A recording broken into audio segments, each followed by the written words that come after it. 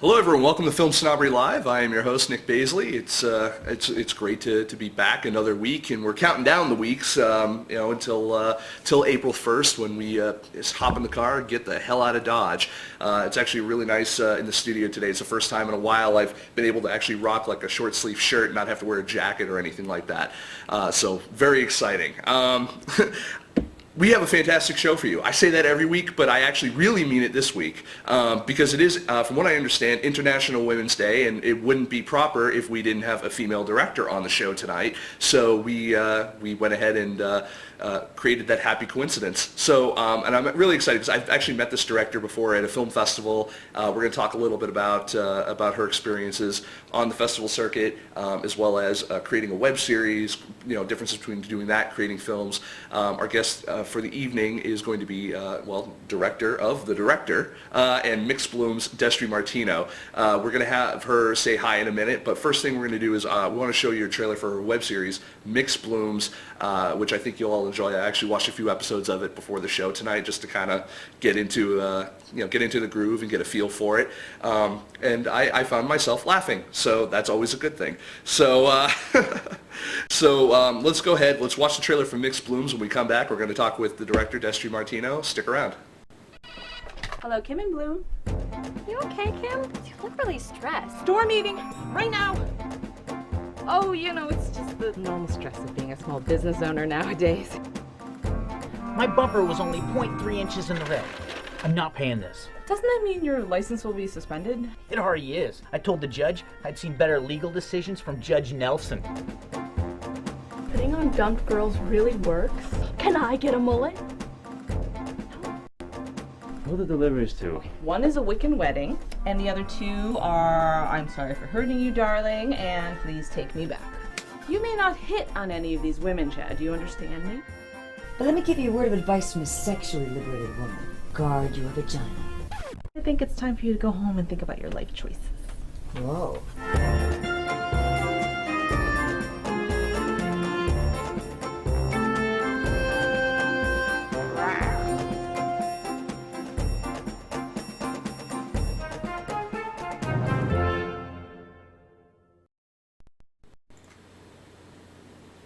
Ladies and gentlemen, the stunning, the ravishing Destri Martino. Hello. Hello. Look at this young lady right here. So, how you doing? Pretty good. So a little nervous. A little nervous. I promise y'all I'll go easy. I'll be gentle. Thank you. Guide you through this experience. It's a shared experience between the two of us. Yeah. You are an LA, or not an LA, but you're a California native, and you've been working out there for a while now. How did you get involved in film? Like, at what point were you like, that's my job? I guess when I was just first applying to colleges, I knew I wanted to go into film, and I applied to all the big film schools and decided to go to USC. I didn't actually go to film school at USC. I was a film minor and a public relations major. So I did get the benefit of a lot of classes at USC, and I worked on a lot of projects while I was still in college. And as a PR major, how did you how are you using that information now in what you do? It's really, really good that I had that experience, because I think I would normally feel really gross kind of being, always having, as a filmmaker, you're constantly hustling and you're always trying to sell your film or promote something, and it kind of gets to a point where you feel a little icky.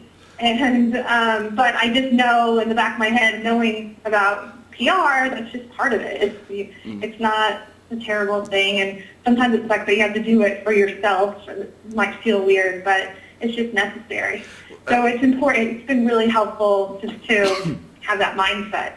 Let me tell you what got me over my fear of like feeling icky about promotion and just because in the end for me it all comes down to salesmanship, and that was I used to be a used car dealer, and I was a dirty, filthy car dealer, a car salesman. And I have a few car salesmen in my family, and I've heard a lot about that business. Let me tell you, there's no business like that business. It is, but I will say that there was a lot about doing that work that prepared me for what I do now, and it probably in doing a lot of PR work and probably and going through the process of selling your own movies and stuff yourself, I'm guessing that you've probably learned a lot as well about rejection, taking no for an answer, maybe knowing when to press on a little bit more or ease off or whatever. I mean, what to you is kind of the what you feel is the most valuable skill that a filmmaker can have? Oh my gosh, that's huge. I know, right? As far as promotion, let's go. Yeah, we'll go on the post-production side. Like you've made the movie, you obviously are skilled and talented in that regard. Let's now look at you have to get it out there to the masses. What do you feel is like the most important asset in your Batman utility tool belt that you can have to get that out there? Oh my goodness. I guess the ability to swallow your pride really hard. It's most likely not going to be an easy journey. So just get ready for turbulence. And what else? I'm trying to think. It's always nice to be able to, just be aware of what's going on with the latest technology as far as, these days and the last few years it's all about the social media and being on top of that. And it really does help you get the word out about your project. So I think it's good to be on top of that kind of stuff. We did mention that it is International Women's Day, and it's great that we have a female filmmaker that we can kind of bust your figurative balls. But I guess one question I have is, there's a lot of talk out there about how women are either, whether it's women getting snubbed at the Oscars, women not being nominated for enough stuff, or, women this, that, whatever it is. It's always wham, women. My question is, do you as a woman feel that way? Do you feel that your work is ever discounted or not recognized enough? Based on gender or based on the quality of the do you think it's more based on gender or more on quality of the work, the sheer amount of work out there by so many different people? Do you feel that it's ever really about gender? This is one of my favorite topics, and I actually wrote a master's dissertation about it.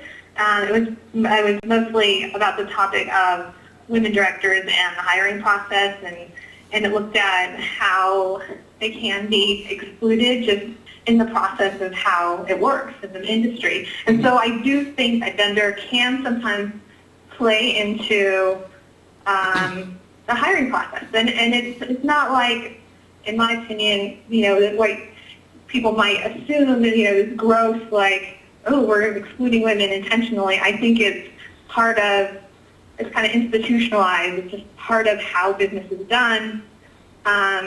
And women's stories still just aren't valued. So the conventional thinking is, even though it doesn't really make a lot of sense and people are starting to notice this, is that, well, women don't go to the movies in droves, and, we are catering to the teenage boys and all that. I'm sure you've heard that. Yeah. So that means that there are fewer execs or studios looking for stories that are about women because they're just not going to make money on them, they believe. And it kind of really, it looks like if they just knew how to market it, or, there is an audience there. There's definitely an audience there. So it's a little ridiculous to say that women aren't going to go see films about women's stories if they're done with, And do you feel that a female director has to tell a female story in order to? No. No, and that's No, absolutely not. Because I know people can go, and look at the argument of like, well, a woman directed Point Break, which but to watch that movie, no one would think a woman directed Point Break. In that kind of case, because I know a lot of, I love working with and communicating with female directors and females in the industry because they all have a very unique perspective like yourself.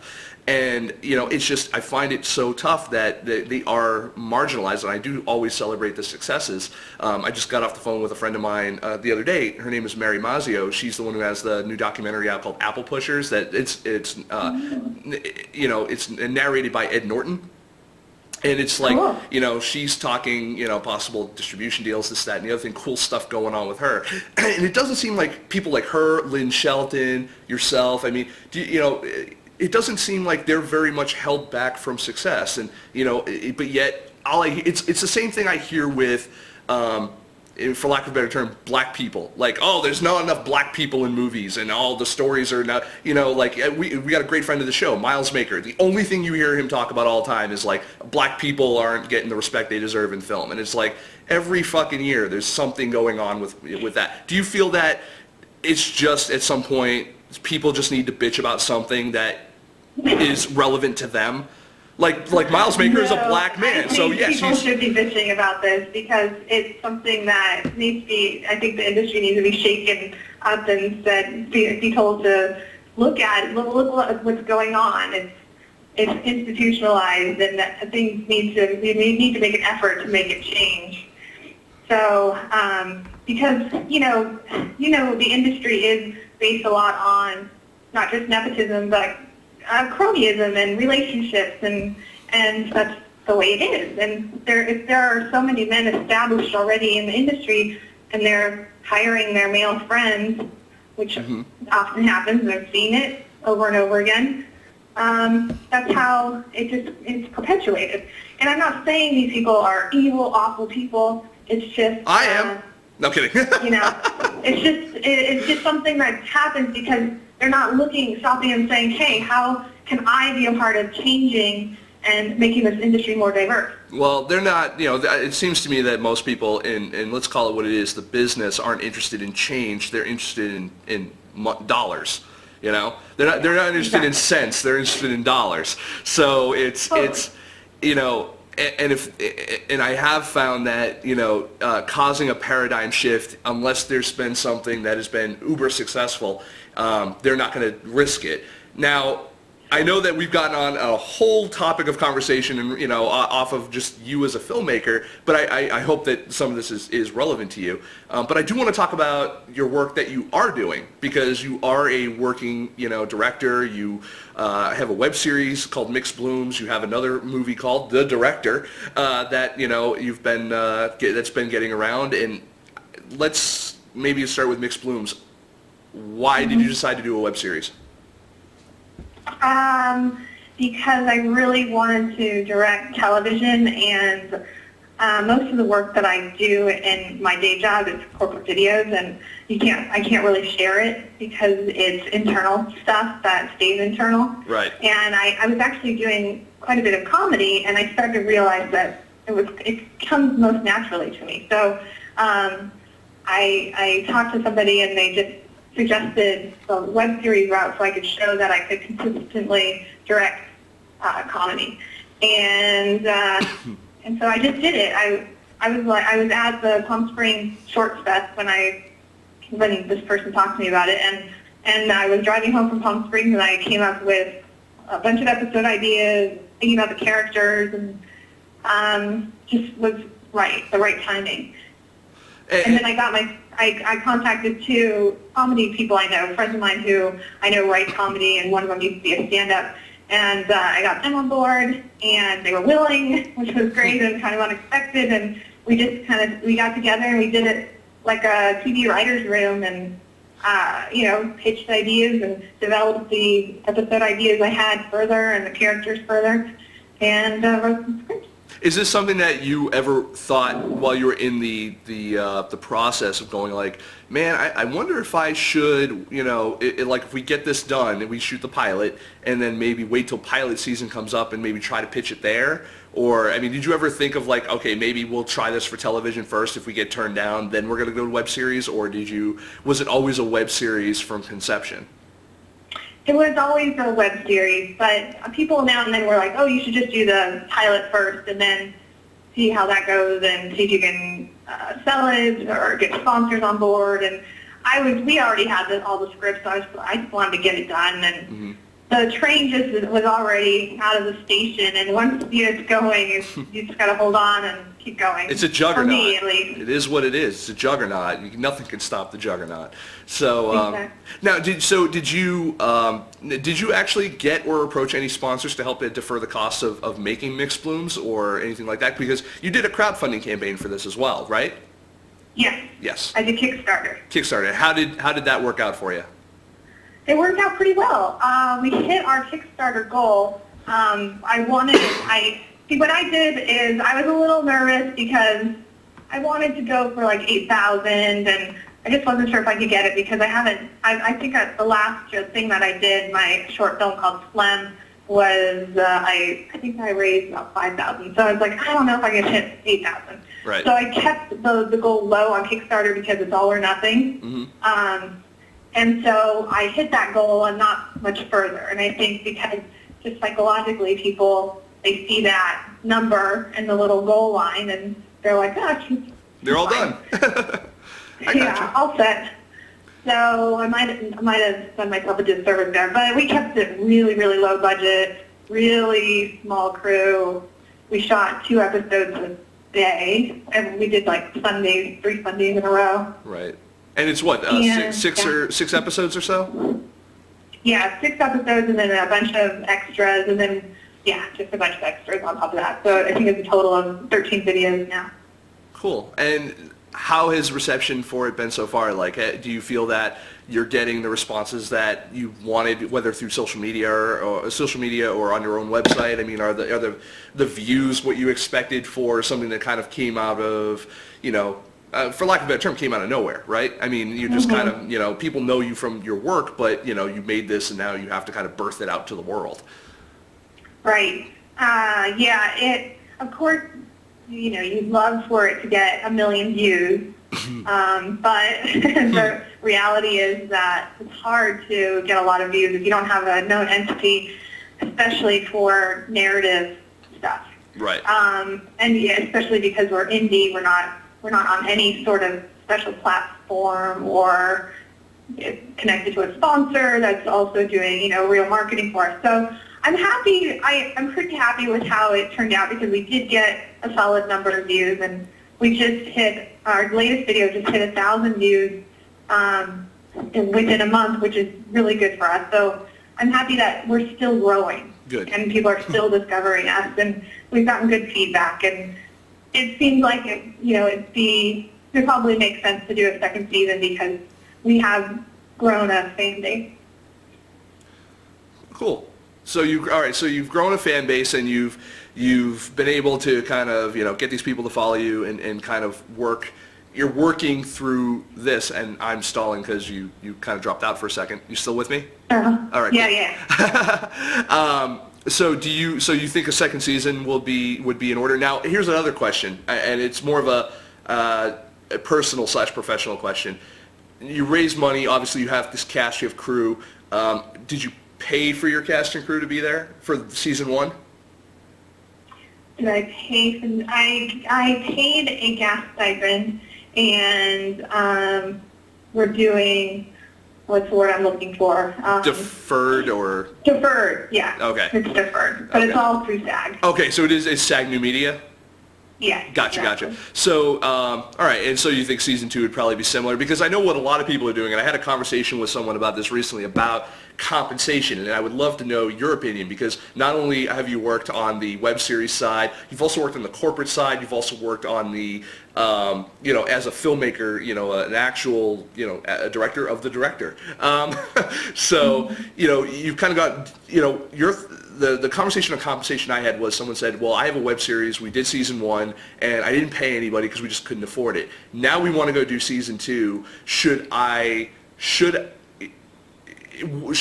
go ahead and pay these people for season 2 because, season 1, even though we weren't making any money, still it's like, it's almost like going back to the well twice. It's like for FilmSnobbery, it's always been like, well, we don't pay our writers. And now I'm getting to the point where I'm like, I really want to retain writers and get quality work from them. And I feel that good work should be rewarded. And these people were rewarded of, they worked hard, they got season 1, and now like it demanded, in your case as well, it demanded a season 2. So like, what's your opinion on how people should be compensated for stuff like that? Well, you get to a point where you just feel bad because all these people are helping you without much pay, and it just really depends. I think if you're just this tight unit and you want to keep going together, then you keep going, and when there is money, you share it. I'm hoping for season 2 I'm going to work on more, I'm going to just do more work on the sponsorship and getting more money for it, because I don't think I can do it without that. I can't do season 2 without sponsorship and a little more, a different platform. I got you. A bigger platform. I understand. I'll help you out. It's okay. Sponsorship is what I do. I don't know though, because you are an attractive young female voice, and I find that businesses like to listen to that way more than they like to listen to my, well, look at this face. It's just not right. There's something not right about it. So, no, but I would, if anything I can do to help, let me know. That said, thank you. You're welcome. That said, now I want to also talk about the festival circuit, because that's where we met. Mm-hmm. And it was darling, although I don't remember a lot of it because I was kind of blackout drunk for most of it. As will happen on the festival circuit. So, especially if you're in Birmingham, Alabama. Yes, that was so much fun. I really, really loved Sidewalk Film Festival. It was just like summer camp for filmmakers. I love the stories about Sidewalk that I hear after I came back. Like, I heard like just the debauchery that went on behind the scenes. Not necessarily like the people who run the festival, but I mean like the people that you and I, were cohorted with while we were there, It's just like all the stories I heard about that, I was just like, really? That happened? That guy blew... Wow, you'll have to fill me in offline. Oh, we'll have to do that. Any good stories. It's literally the stories are like that. Who blew who? It's so like that, and it's so awesome. Oh my goodness. We will totally talk about that off air. Someone actually asked I'll just answer it now before I forget. David Foldy in the chat room here asked, when you guys move, are you still going to take call-ins? I'm assuming not, but just wondering. Yes, we will do call-ins, but hopefully we'll just have better technology to make the call-ins look prettier. But anyways, so the festival circuit. So what do you do as a filmmaker to promote your film at a film festival? I had postcards and posters, and I had business cards that had looked like my poster basically, and because the web series was coming out at the same time, I had on the other side of the business card information about my web series. And so it's like, yeah. Do you feel that has added to your fan base? Like, can you quantify? Because that's the other thing I've always tried to figure out with filmmakers, and you as a person who studied PR and stuff like that, I'm sure that part of that is retention and some of the statistics and analytics of PR of have you been able to ever quantify the people that you retain through these contacts? You know what I mean? Like, have you ever been able to count that someone that you met at a festival either subscribed to Mixed Blooms or left a comment or anything like that, or maybe even followed you on Twitter? I would say it's pretty minimal, but I don't know. It just depends on the festival. Some I came back and it's like we all follow each other, and others I might just hear from one person, So I think it's something. It's a slow growth thing as far as the festivals. When you meet other filmmakers, that's my favorite part about the festivals, is just meeting other filmmakers and being, sharing war stories and being in touch over the long haul. Because I used to volunteer for festivals, and I met people who were filmmakers just volunteering, and we stayed in touch, for a really long time, and now they're still doing the filmmaking thing and really becoming names in filmmaking. So you just gotta hang on and hold on to the friends, and eventually something will come of it. Yeah, and it's a constant. It is a constant battle to try to get people to not only be interested in yourself, but your stuff, but also, you do want to make friends, because it's an industry of relationships as well. Like, maybe you meet people that you want to work with later on down the line, especially if there are, if actors and actresses, especially if they're from, local, like LA or something like that to you, just be like, oh, I met them, I like their personality, I think we'd work well together. You wanna stay in touch with them, because maybe you might have a project they'd be good for further down the line. So it's tough. Now, do you ever go to film festivals that your movies or web series or whatever you're working on aren't in, just to network? Do you go to networking events? Yeah, I do still go. I used to go all the time, but I still go to a few, like the LA Film Festival. I really enjoy going to that.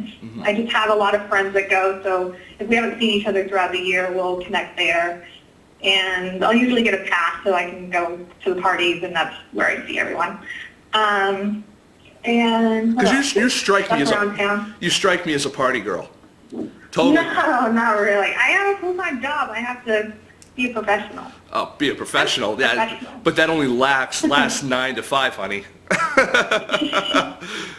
Get me in trouble. The night calls. You know what I'm saying? And you answer. And soon you'll have a sidekick. Yeah. But a wingman. But I wanted to also talk about the director for a second, because I don't have a trailer up for it that we're going to show now. But why don't you go ahead and give people the gist on what the director is, and also maybe at the end of it tie it in and tell them a little bit about where they can get it or see it or anything of that nature. Okay, the director is a very, very short animated film about women directors, and it's basically just saying that women can direct even if they don't have all the traditional masculine traits of men. And it's under a minute long, so it gives this message really quickly. And it's animated in a really simple way with stick figures. And it's been to about 15 different festivals or screenings. And we actually have one coming up in LA, I think it's March 30th at the Echo Park Film Center with Filmmakers Alliance. So if people in LA want to see it, they have a chance to do that. That's good. That's good. And did you do it as something that you were hoping to, you said it's, a minute you said?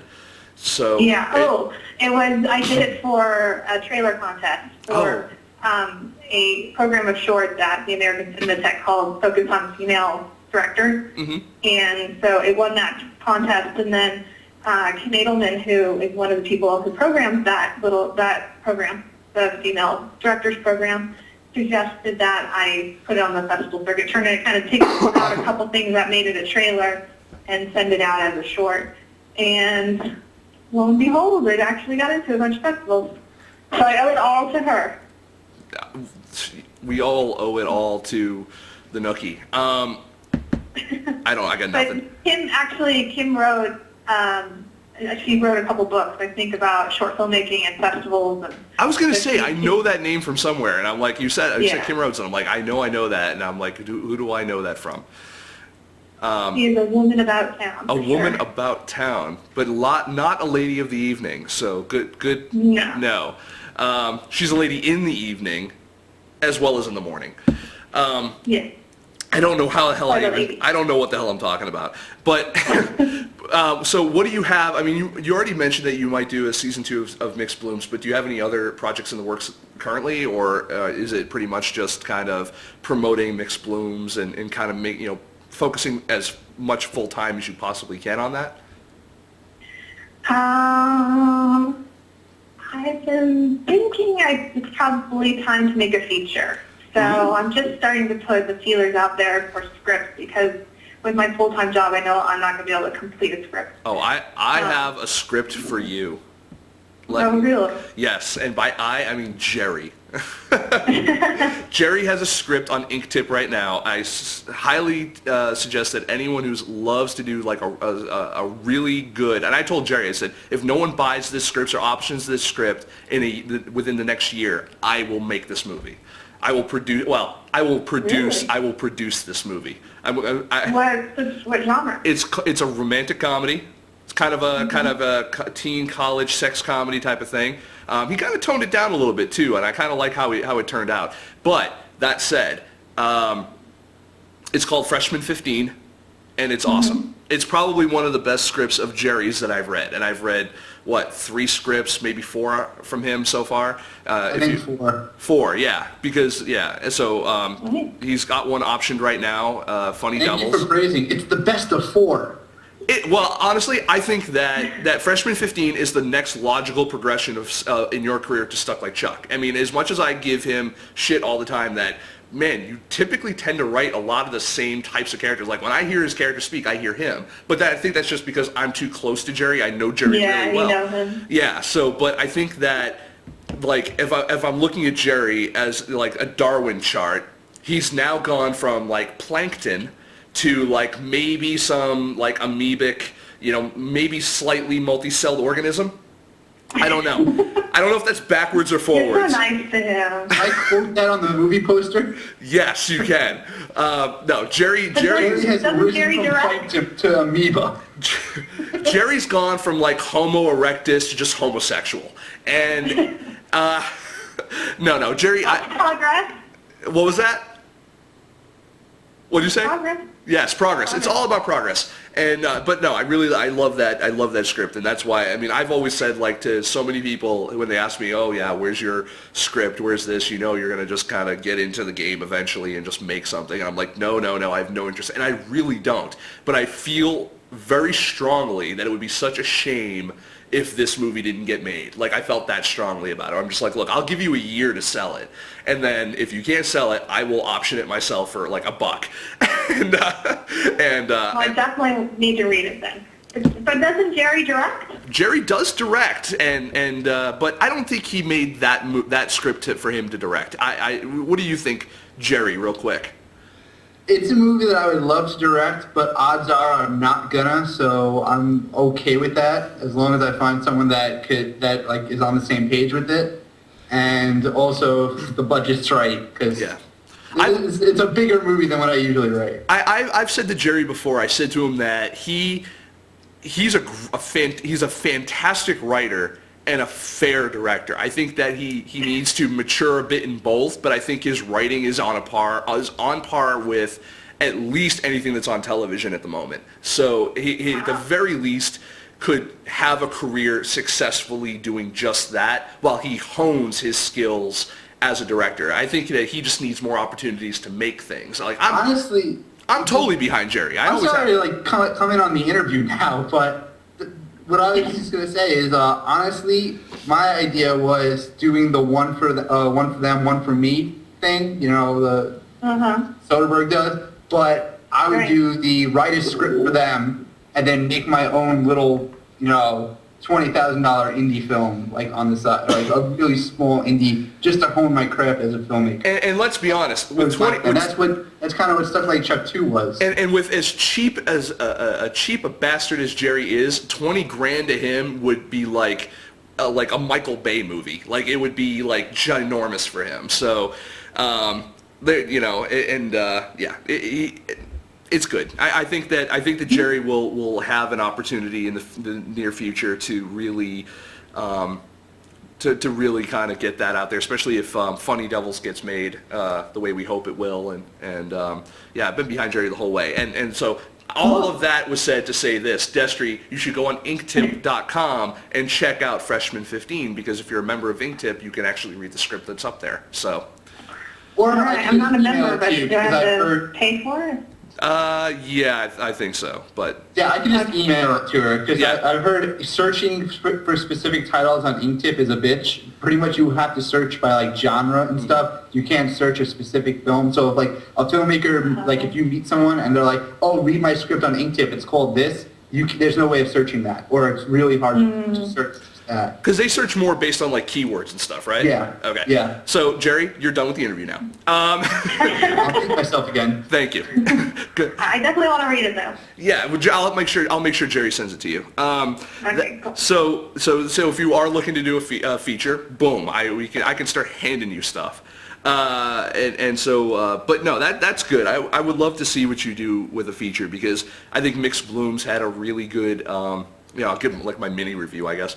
Mixed Blooms had a really good, I think, kind of style to it. I think the writing was pretty spot on. It seems like, you're a filmmaker that knows how to collaborate with people. You said you kind of have done the writer's room thing, so it sounds like you're not afraid necessarily of criticism or at least, at the very least, ideas. So. Oh no, they can't tell me if they don't like it. Just kidding. Fair enough. They must always tell me how much they love it. So yeah. Now you sound like a Hollywood. Now you sound like a Hollywood exec, like a male Hollywood exec. So all right. Well, that's cool. Now, let's see. We've talked about director. We've talked about festival circuit. We talked about. Now, here's another thing. You are what I would consider to be an LA expert because you've been there for forever now, and by ever I mean you're only like what 21. So. Right. Exactly. Totally. I didn't know your real age, so I couldn't really go like high-low like I normally do with most women. Like, anyway. Smart, yeah. So I was like, how low can I go while still making you legal? I'm going out to Los Angeles. I've visited once before in my life, but I only was there for about a week. I'm going out there to move out there now. And not only that, we may even be like apartment like buddies, like you, not roommates, but like I may live below you. Which is probably the closest I'll get to having a woman on top of me in the near future. So I knew that was coming. Didn't you, huh? So I guess the question is I'm going out there. How fast will I either be mugged, stabbed, or shot? And is there anything I can do to prevent that? I don't really think you have anything to worry about as far as that kind of stuff. I mean, it's not that unsafe. As far as my experience, and it's not like I am always staying inside and afraid of the dark. But I think you're going to be safe. You're going to be okay. I'll watch out for you. I'll protect you. I appreciate that because someone here right here, Lord Bronco in the chat room says 2-1 stabbed. So we've got bookmakers going on, so the odds are on there. So yes, interesting. So what if you, as you're advising me right now as a first-time transplant to Los Angeles, and pretend that I'm any other filmmaker, even though I'm not a filmmaker, but pretend I am. What is the first piece of advice that you would give to someone like myself? To someone new to LA for pretend I am like some corn poke, hick from like Nebraska or Kansas or something like that. And I'm like, I've got big stars in my eyes and big dreams in my heart, and I'm coming out to LA and I'm gonna make it, damn it. I am going to make it. What would you say to kind of what kind of advice would you give someone like myself? I would say be very patient and especially if you're a filmmaker, write as much as you can because you write your ticket when you write.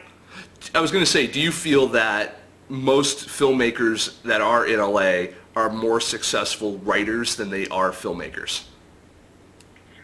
I don't know about that, but it seems like people get their foot in the door a little earlier if they're writers. Interesting. Like people who are really writers and they're focused on writing. My friends, usually they can get a few scripts done and it's a little easier for them to get agent or manager because they have that material. Of course, it has to be good. You're just not automatically going to get an agent or manager, but it just, I don't know, from my observation, it seems like the writers are sort of in there, especially if they want to do TV writing, because there's always staff positions. Interesting. Across the board. I don't It's not easy. It's always going to be a challenge. Interesting, yeah, because I don't think a lot of people know a lot about, like I think a lot of people come out there, like I'm coming out there and I'm happy to know that I don't have to rely on, like I'm not coming out there to be like, I'm a director, I'm a producer, I'm a writer, like that is secondary to what I do, like I'm kind of on the outskirts of that, and in terms of work, if for some reason FilmSnobbery doesn't punch my ticket out there, I have a tech background I can fall back on, a marketing background I can fall back on, and thankfully I also know a lot of great people out there that will hopefully, at least, the very least, be a shoulder to cry on during the hard times. So, So I that part I'm not nervous about, but it is interesting to know that it seems like writers have a little bit more. People who are writing constantly, writers, whether it's for TV, film, or whatever, it seems like they have a little bit more to offer out there, in terms of... I guess. I mean, it's so hard to really say, but right. I would say they have a tiny bit of an edge. Yeah. First glance But film... then again, if you have a project and you're a director and you're ready with either money or resources to just make something, then that's great too, make something. But I got kind of stuck in the production world, just trying to get my experience in production, and I wasted a lot of time, and I kind of wish I had done something that gave me more time to write. Right. I understand. And First Glance Film here in the chat room made a couple comments. Said, number one, don't meet a woman on Santa Monica Boulevard. She's probably a man. Yes, that's true. That's true. And Very also, true. don't do any auditions in the West Valley. That's also probably really good advice. So let me ask you, what modeling agency are you with? What? What modeling agency are you with?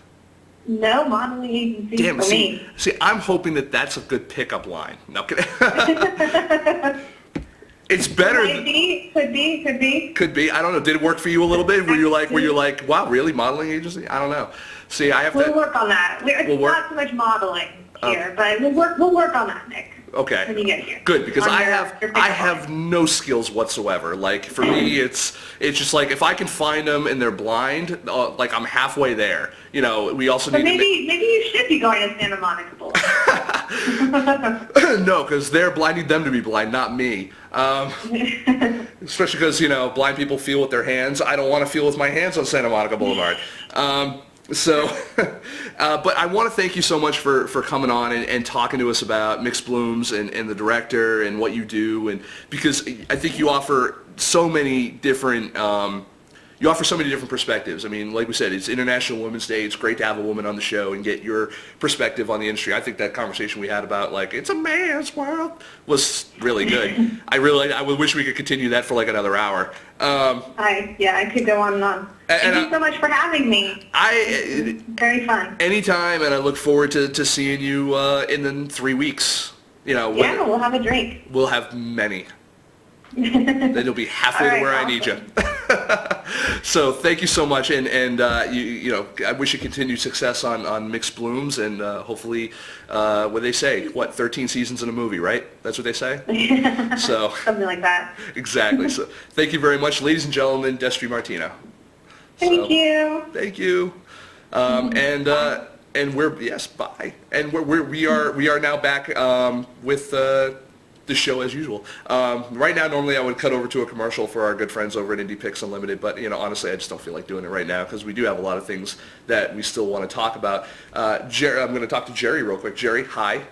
It's 6 seasons in a movie. Is it? I don't know. See, I was giving them an extra. Way too much. What shows make 13 seasons? The Simpsons, they're in like the 20-something season, aren't they? And South Park, I don't know, they're in season 20, aren't they? But SNL, they're in it's 6 seasons in a movie. All right, you're like, how many shows do that? I'm like, well, allow me to fucking elaborate. They count them all out while wasting everyone's time. But we have something very important that we want to talk about, and the reason why I wanted to get you on here as well is because we want to talk about something that you don't have a ton to do with, but it's always good to have another voice helping. Like I just gave you a bunch of props on your screenwriting.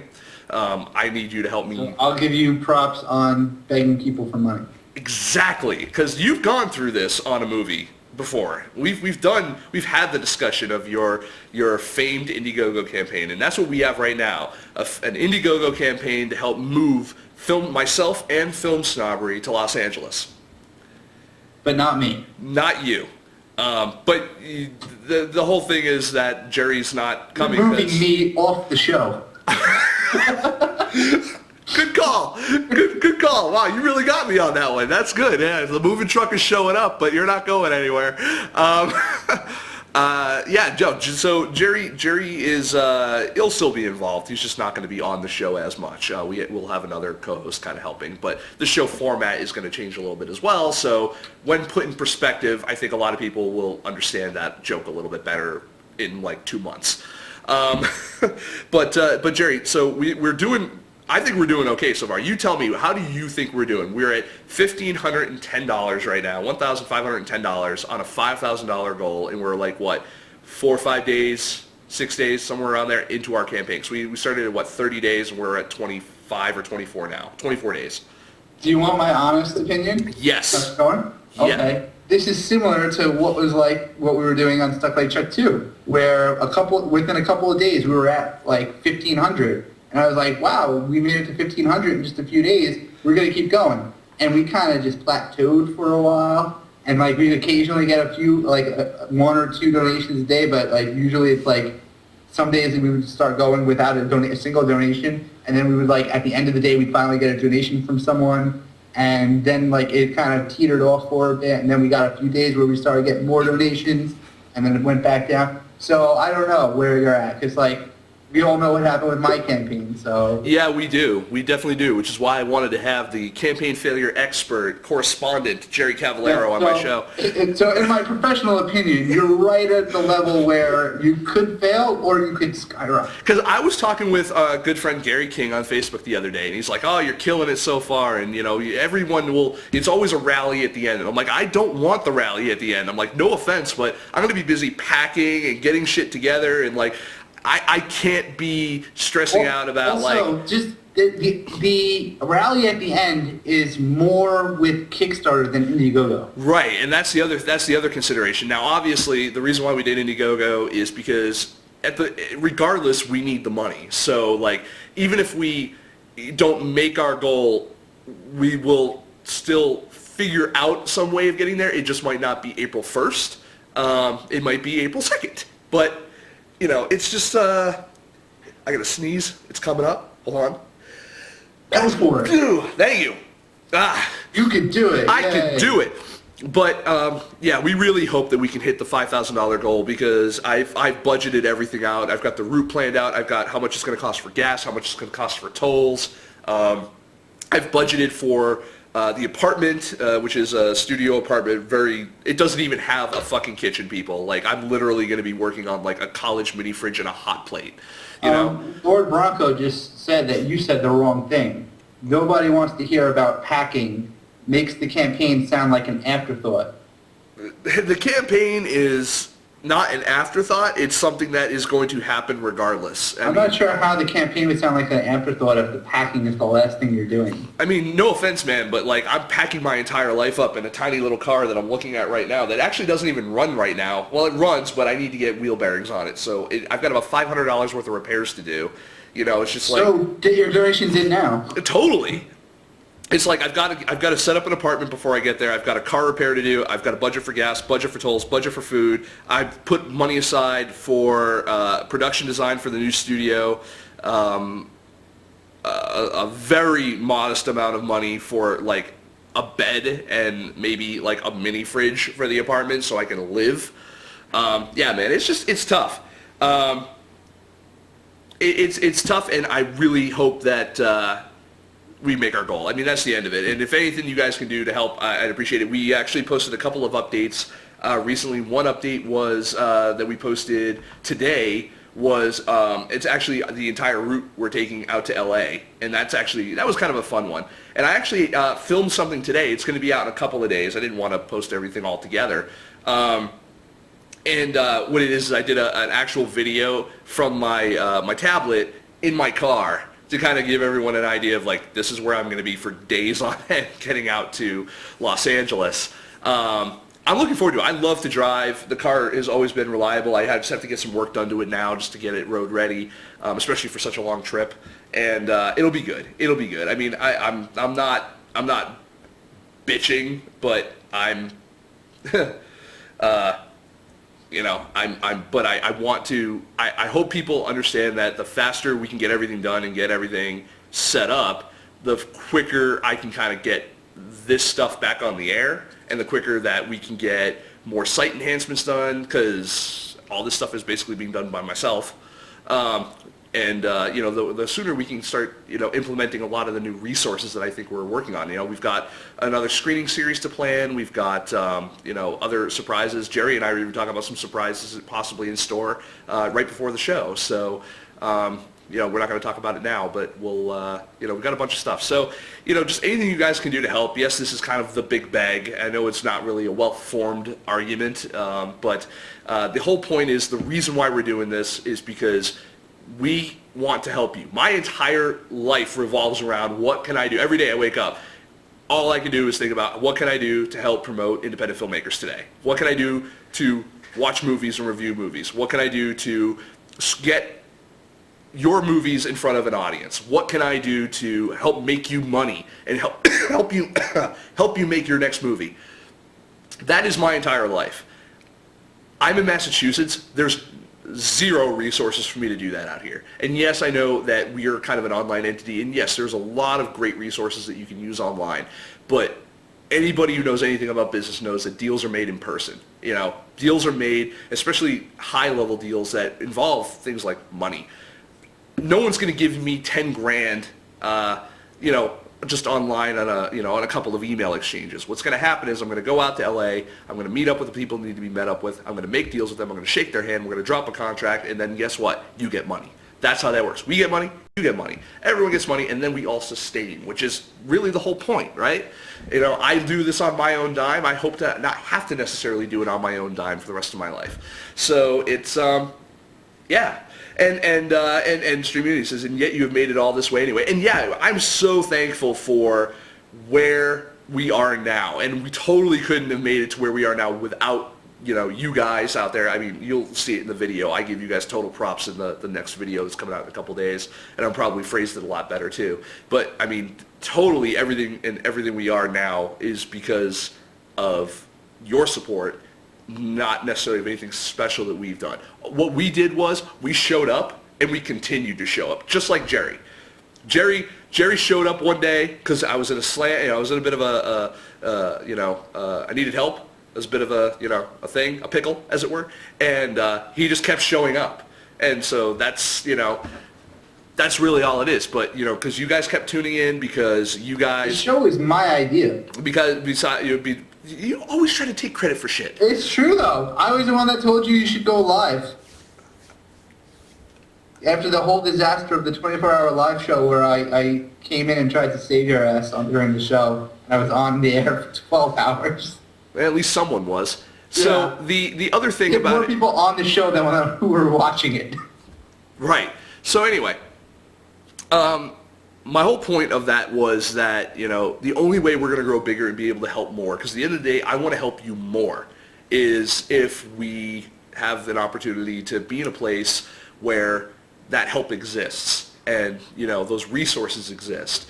I had a whole argument, not an argument really, but a heated exchange with my best friend Jay today. My best friend Jay Tassetti, known the guy since high school, and he's really not happy about me moving away because, you know, he's my best friend. He's having his third kid, and he just was looking forward to sharing more of, you know, life experiences with me here, you know, and you know, because, you know, we hang out, he's my buddy, it is what it is. But so he doesn't understand, like, you know, he's like, why can't you do what you do here? He's like, you work online, why? I don't understand why you got to leave. And it's just like, what I do, he goes, you travel so much anyway. And I'm like, film festivals are one thing. The business is something completely different.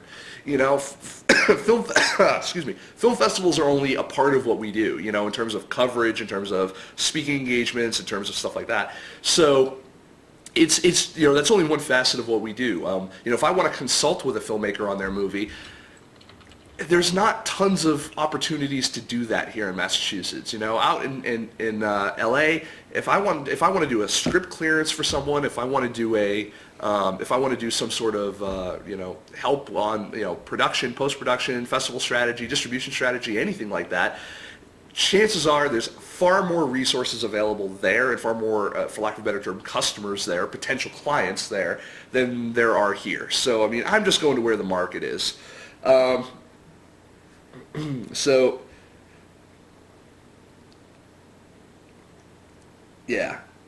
And Destri says, yeah, I like it, Destrino.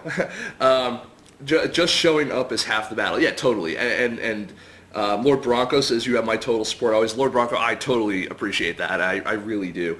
Yeah, man. And yeah, we really... Yeah, and even First Class was this huge resource pool here in LA. And also, you know, we do this show. I love doing this show. I want this show to be better because if people watch this, you know, we highlight filmmakers, we highlight their projects, which is, you know, we're taking a moment to highlight our own project right now, but, you know, we highlight your projects, we interview you, we hope that you can use this for, you know, some sort of a press kit or something in the future. I want that, what you're presenting to other people, that is your interview or your press, I want it to look and sound and be as best as it possibly can so that you're proud to showcase it. You know, I want it to be a showpiece for you. You know, I don't do this show for me. I have no interest in being in front of a camera. Believe me, I've said it before and I'll say it again. I ended up doing this by default. And, you know, I'm happy to do it in as much as, because it gives me an opportunity to talk about your work, but oh man, I'm not camera ready, so it is what it is. Yeah, yeah. And Bill says, plus if you decide to do film festivals, there's a film fest every 2 days in LA. And the film fest stuff, you know, that stuff gets expensive too. If I just sat there and said, I'm just going to do a film festival tour and you know, it's going to be $5,000 for that, I'd be gone for a month and I'd be done. You know, I mean, I'd be burned through the $5,000 between travel and all the other stuff. I mean, we're looking to really set up a base of operations here in Los Angeles, or there in Los Angeles.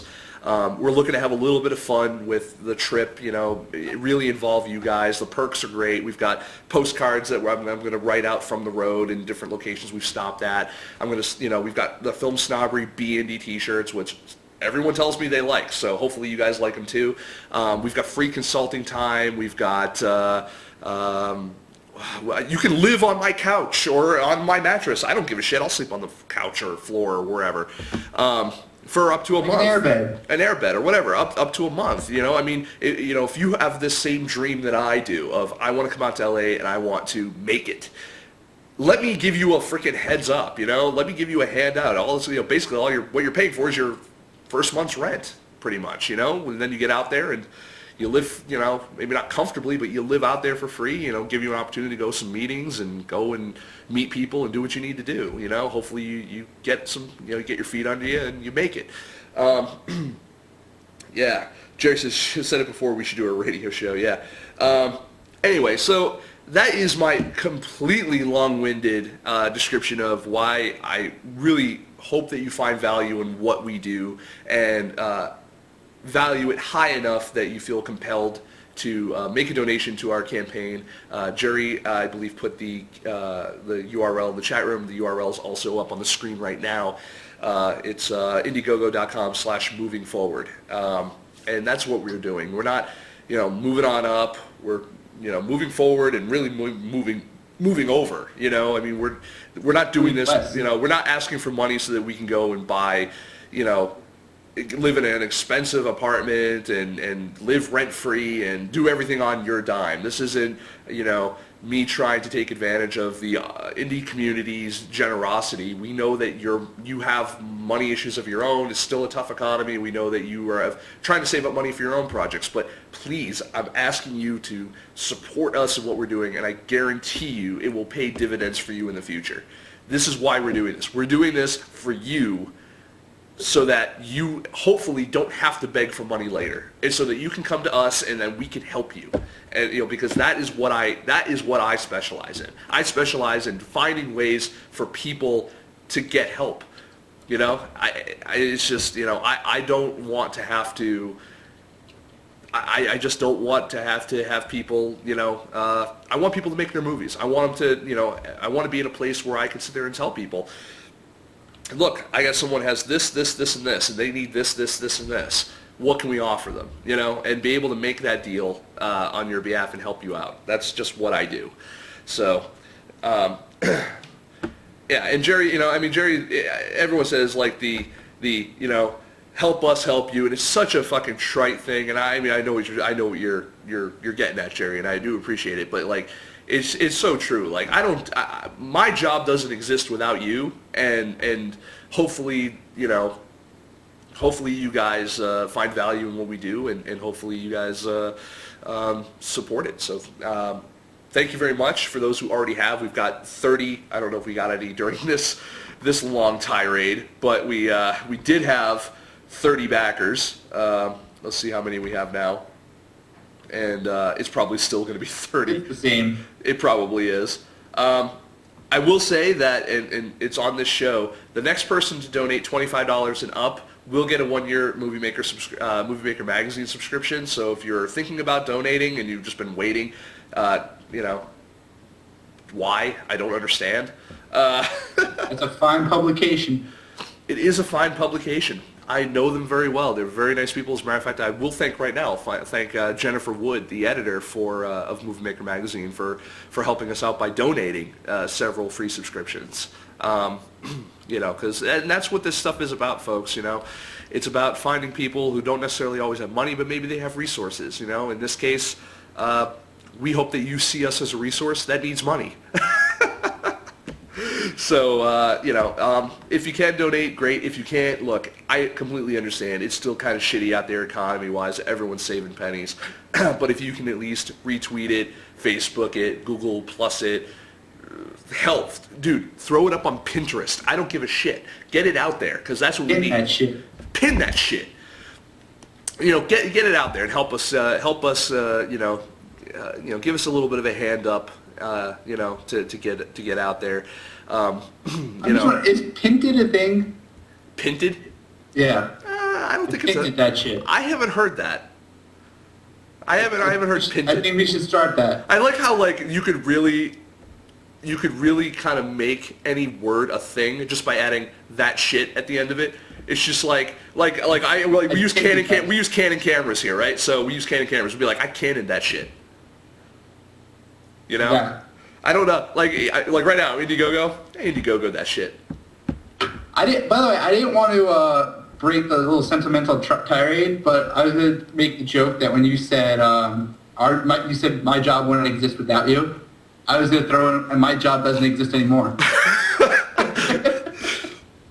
It would be great for Jerry to go to the unemployment line, but I never paid him anything, so he'd be missing out. And just look at it this way, Jerry. You have so much more time now to be able to dedicate. Exactly. I'll be during every show. I'll be watching in the chat room. You got it right. I'll save my voice. Sounds like you blew a hole through a cannon. That shit. Yeah, there you go. And even Destri said, "Lol, pin that shit." So, that's the thing now. It's a thing. We're gonna make it a thing. So yeah, guys, that's what it is. It's film snobbery. Was it 6 seasons in a movie? We're already 3 seasons in. So. I actually Canon that shit for if you use the Canon 7D or something to film a movie. How'd you film the movie, sir? I Canoned that shit. No. People say, did you shoot it? No, I Canoned that shit. Did you shoot on film? No, I Canoned that shit. Nice. See, I do like that. I think that works. So just remember, folks, important safety tip. You can make anything a thing just by adding an apostrophe D and put that shit at the end of it. Totally. That's a thing. That's how that can work. So we're going to end this shit right now. and I want to It thank. doesn't work that well. You can't do the ended. That's the end. It's my show. It's what I'm doing. It is what it is. So. JerryCavallaro.com, that shit. You know, I will allow JerryCavallaro.com. I also want to go ahead and I want to throw out some links to our guests for tonight because we didn't get a chance to do that while she was on. Again, if you want to find more information about Destri Martino, her web series Mixed Blooms, you can go to mixedblooms.com. Find them on Twitter, twitter.com/mixedblooms. You can follow Destri herself over twitter.com/Destri Martino. That's Destri Martino, Martino.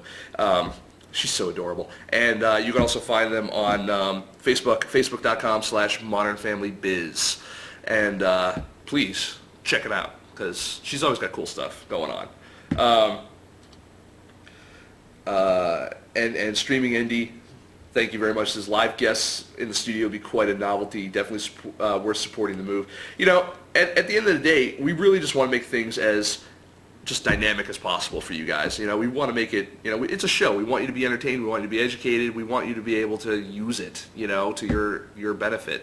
I think that at some point what I'd like to do is, you know, we have the show and then maybe do something like what Kevin Smith does at like the John Lovitz podcast theater where, you know, we do something live in front of like an audience, because I don't know if we'll have enough room to get, you know, an audience into the new studio, but we'll see. It'll be...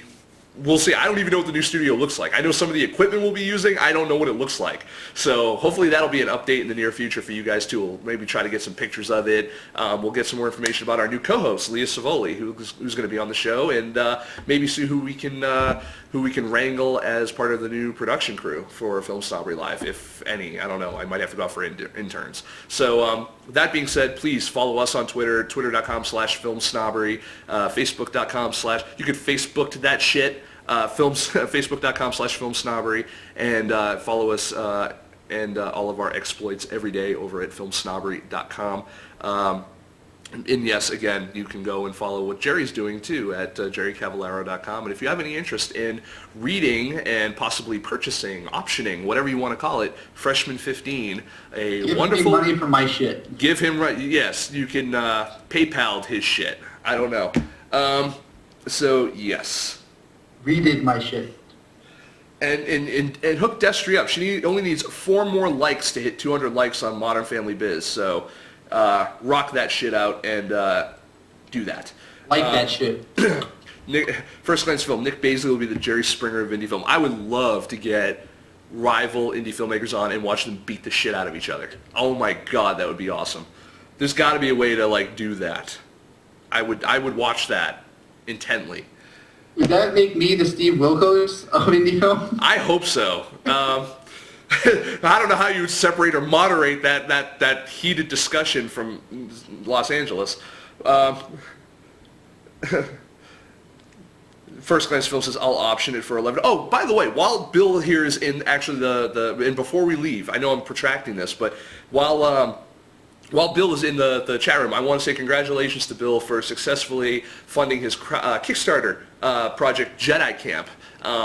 And it came down to the wire, but he rocked it out and actually raised more money than he actually even set out to raise. And I know we were all worried. I watched that thing freaking intently. I retweeted whenever I could, put it on Facebook wherever I could. We had Leah on the show promoting it.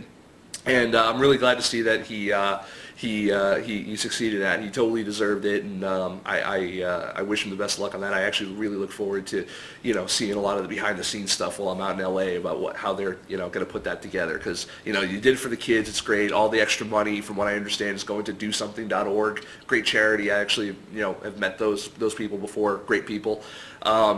So yeah, for in the future, check out, you know, so you're gonna start seeing updates for Jedi Camp starring Leah Savoli and Camden Toy from Buffy the Vampire Slayer and other things. So it'll be fun. So thanks for doing it for the kids, and thanks for donating and supporting his cause as well. I know it's tough because all that stuff is, you know, everyone's always looking for something, and so hopefully, you know, hopefully you guys, you know, pick us, pick me. I'm good, no so smart. So thanks everyone, and I got nothing else. Jerry, you got anything? JerryCavallaro.com. We've already gone through that. Yeah, I know. I'm just saying that again. I know you are, because you always try to make that the last word of the show, and I'm just not making that happen this year. Yeah, but you're not going to be able to cut off this much of the show. Dude, so. I am going to cut